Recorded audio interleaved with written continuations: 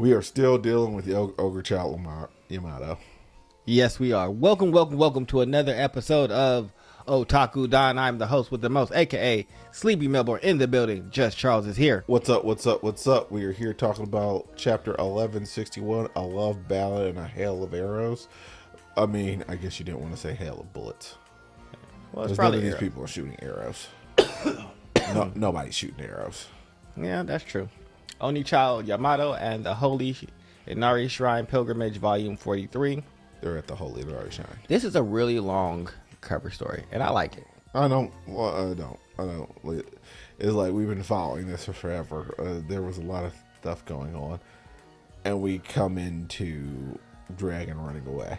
Yeah. So, well, we see the Marines. We get a note. It says the island became an inescapable flashpoint where motive and fate erupted into a battlefield of nightmares. yep. It pretty much everyone anyone who's decided to clash here. Like, Dragon gets beamed through the shoulder. I also like what Oda is doing with this overall flashback because we're pretty much being introduced to the new highest level of people that we have to worry about. It is no longer Yonkos. It is the families within the Do you God think Knights. that this woman from I think it's Satchel family, Yep. do you think she has Kizaru's lasers, or like, what do you think that beam is? She just definitely be beams. some type of dragon breath. Because there's more than one type of dragon. That might be true, because she definitely is using some type of beam attack. But we also see Or it might be a pressurized water cannon, because she might be some type of mixed fishman type thing. That's true. We don't have it in color, so we can't really say what it is. But this dragon get But dragon's definitely getting messed up. We also see the celestial dragons basically yelling at the Marines, talking about they have to take responsibility for all of this, and that there's treasure and things that they want, that they still want to get.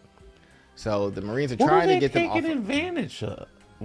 What are they trying? What are they? The what are they celestial dragons are mad because they are being ushered off of the island onto Marine ships, and they want to continue and get their treasures because they had treasures that they wanted to win. So they're upset at the Marines because they didn't keep this place safe from the pirates. So it's their fault that they don't get to get their treasures and continue the You game. didn't bring any pirates So- who could have stopped them. That's not their problem. So now you have to. You guys are responsible for us not getting what we wanted. You have to take responsibility for it. All of this. They're the worst Celestial people in the dragons world. are actually delusional. They should topple the red line. Yeah. Good job, Dragon. Yeah, Dragon definitely. He ends up dropping baby Shanks.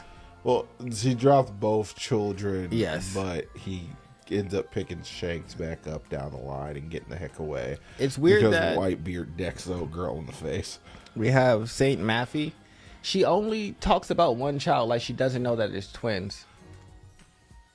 She might not care. Who would have thought Garling would have had a kid? Like, yeah, she just says that it's no, but if the dude needed you to go get both because Garling's gonna be mad that his kids are missing. Garling knows he has two kids. When you come back with one, he's still gonna be mad that there's not two of them.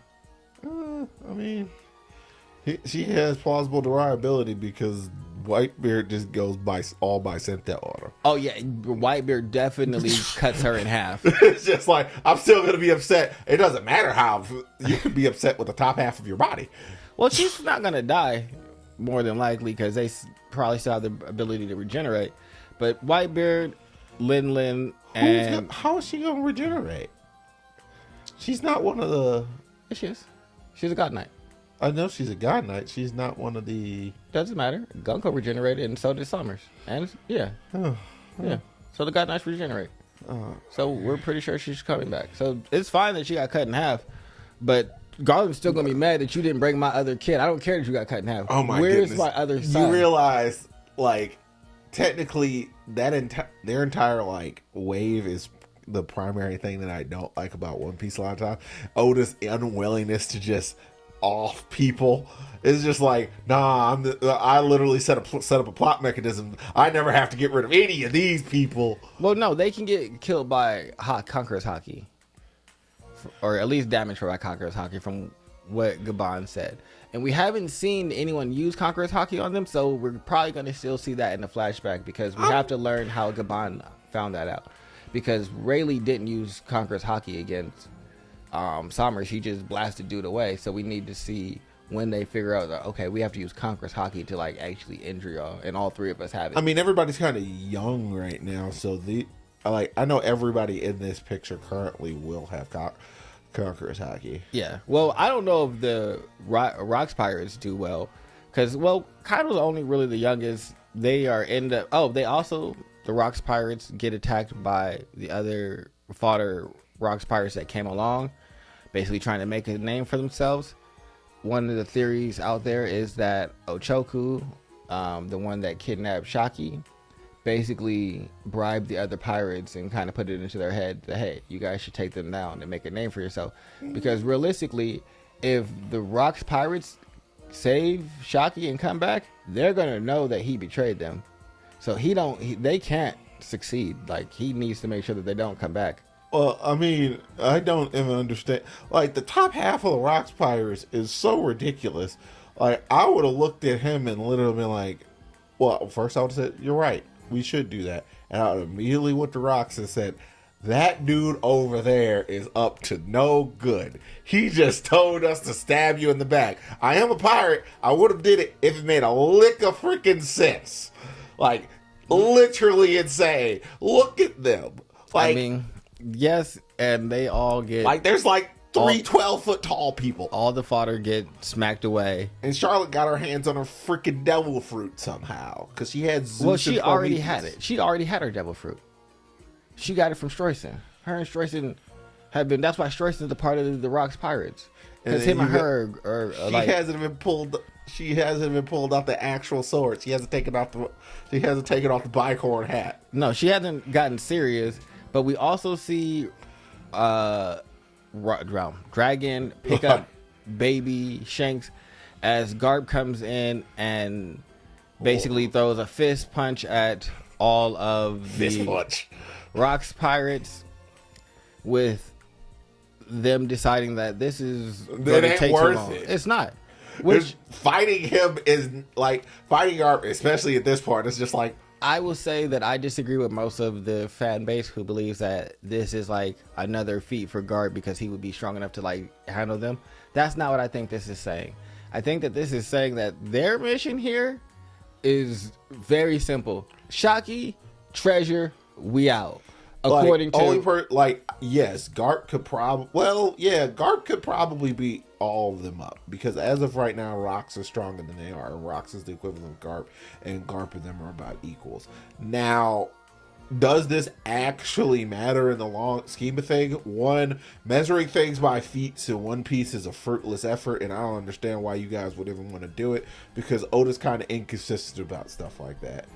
Two, I also don't think Whitebeard had his devil fruit at this point, because he doesn't. I don't even think it matters whether or not he has his devil fruit. I don't think it matters, but I'm just saying, like, if we're talking about, like, if we're power scaling, like, this is an unpowered Whitebeard, this is a young Kaido, this is a young Lin, like, everybody's youngest out of this photo. It's just ultimately it doesn't freaking matter. But I guess for me, they're all young, but Garp was in his prime at this stage. I mean, he showed up, do I think he could have beat the Yonko? Yeah, probably. Even it's not modern day. I just don't think he cared to do it. See, I don't think he could do it in the modern day. Yeah, I do. Because I think it was at the modern day he was stronger than Luffy when he fought Kaido, and especially when he fought Big Mom the first time.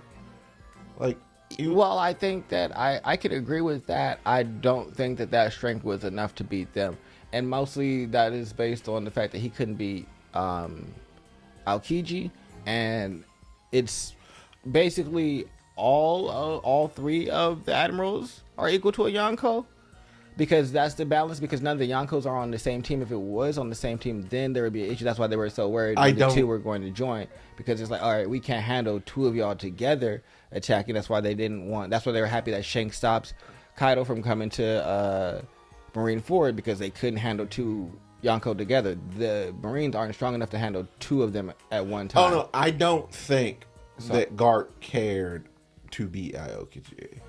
Nah, see, for me, Like, it's the ultimate long term, because Garp has never called himself a hero. Garp is I don't think Garp is overall happy with the culmination of his life and what it's led to.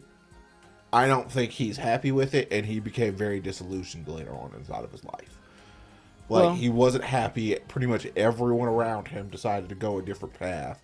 The only person that he's still on talking terms with, that's a part of his family, is Luffy, and that's kind of loosely. And it's just like, everything that I pretty much touched turned to sand. well, not really. I would say that it's your fault. You refuse to acknowledge the corruption inside the of thing that you were aiding. In the thing that you're aiding, and all the other people can see this. And even with your son, he was a Marine. Like, he was going down the path that you like, and then he saw God Valley. And unlike you, who decided to just ignore what was going on in the travesties, you're like, I'm just gonna get these pirates. And it's like, no, we probably should have justice for all people and not just some people. And whatever you Dragon is ultimately what you wanted him to be. Is just, you are not. It's just, you want it. It's, you know, that ultimate thing of people wanting to help something and fix it from within. But I think the world government is not ever going. It's past the Rubicon. Yeah, it's not with anything. Like 85% of the bananas rotted. Just throw the damn thing away and start a whole new thing. Like, honestly, do we really even need the world government? Not really, but we get a map showing where the Rocks and Roger Pirates are in relation to all the treasure, which is in the middle of the city, and they're both on each the east and west side of the map, northeast and southwest, and so they're headed right for the treasure. We see Pirate John, which maybe he has Kid's devil fruit before Kid got it, because it looks like he has a mechanical arm. The dude who was in the flashback from Shanks. Yeah, not Shanks. The flashback from Trafficker Law. Well, we know this is John, because he is John Silver. Nah, the one that Buggy was really into, because John's treasure is said to have been lost, and there was a map to it, and Buggy was looking. So Captain John was a part of Davy's thing, and so we're just wondering if he had Kid's devil fruit before Kid got it, because that's definitely a mechanical arm, and he has a regular arm. It's not like he's missing an arm. Oh, the only reason why.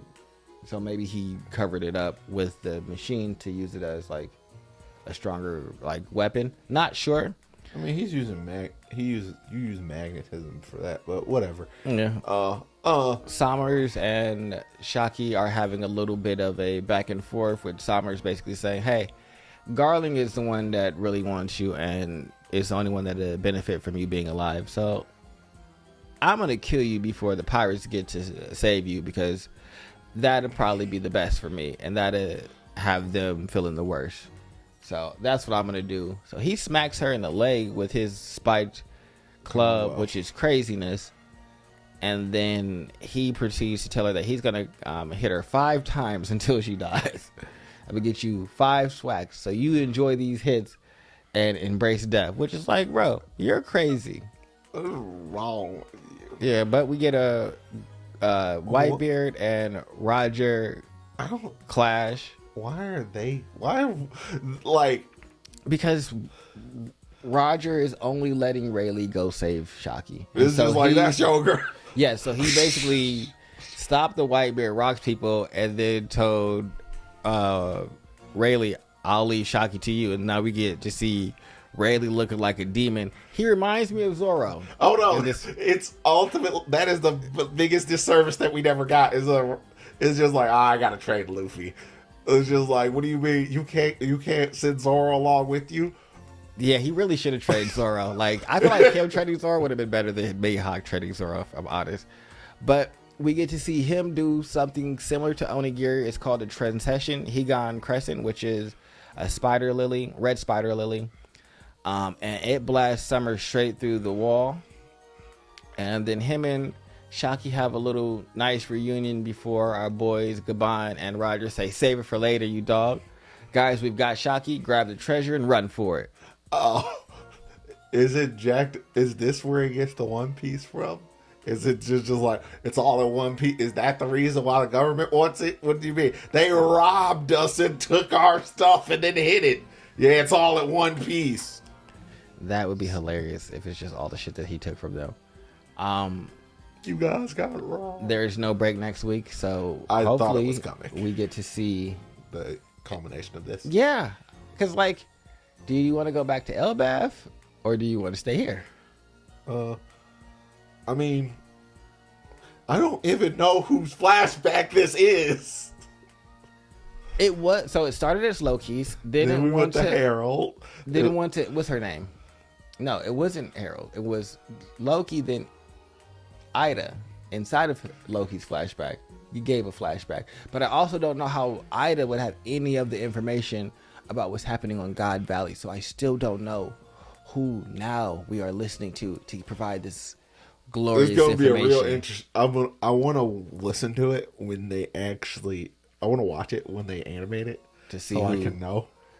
Yeah, because It's then just we'll like- get some information. Because right now we have no idea who's narrating this backstory. But It would I'm only happy be for it. funny if somebody like shouldered their way in and Riley was just sitting there with them explaining things. It's just like, first things first, when did you get here? Oh, I've been here.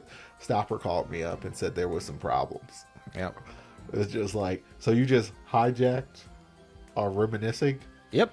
Y'all don't matter. Yeah. Y'all needed this information. Luffy stopped listening like 30 minutes ago. Look at him. He's over there picking his nose. That is probably what Luffy is doing right now, picking his nose or eating, because paying attention is not his strong suit. It was just Robin sitting there listening to everything. This is big news. No. Not big news. Not listening. So when are we gonna handle these? When we gonna handle this business? Hopefully we get to. I'm cool with being here. I'm kind of ready to go back to Elbaf though. I like all these characters don't matter in the present time, so I'm ready to go see Loki. Yeah, I mean, this is a lot to get. I mean, I understand you had to fit this in somewhere, and there basically was nowhere natural for you to fit it in. Yeah, I mean, I guess technically Stopper could be narrating this. Yeah, but Prometheus could have told him, really. I mean, yeah. No, I guess. Zeus. Zeus has been there the whole time. Man, that's wild. Zeus is sitting here with like the knowledge of the ages, and he's sitting there like, Yeah, he's just a wanna fucking eat goof. I want to eat clouds. Yeah. But other than that, make sure you guys like, subscribe, and comment below. I want to eat clouds. Goodbye.